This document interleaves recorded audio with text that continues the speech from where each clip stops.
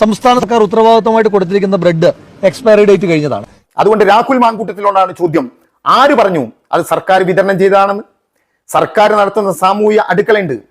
മന്ത്രി Rajan minister, revenue മന്ത്രി, അദ്ദേഹം വളരെ കൃത്യമായി പറഞ്ഞല്ലോ ചാനലുകാരോട്. നമ്മൾ കേൾക്കണ്ടേ? രാവിലെ സർക്കാർ വളണ്ടിയർമാർ വിതരണം ചെയ്ത ബ്രെഡുകൾ, റൊട്ടികൾ ഡേറ്റ് കഴിഞ്ഞതാണ് എന്നൊരു വാർത്ത കേട്ടു. ഞാൻ രാവിലെ ഗവൺമെന്റിൽ നിന്ന് കൊണ്ടുവന്ന ഭക്ഷണം കഴിച്ചയാളാണ്. നിങ്ങൾ ആരെങ്കിലും കഴിച്ചോ എന്ന് എനിക്കറിയില്ല. ഗവൺമെന്റ് ഇന്ന് രാവിലെ മാത്രമല്ല, ഇതുവരെ അങ്ങനെ ബ്രെഡ് വിതരണം ചെയ്തിട്ടില്ല.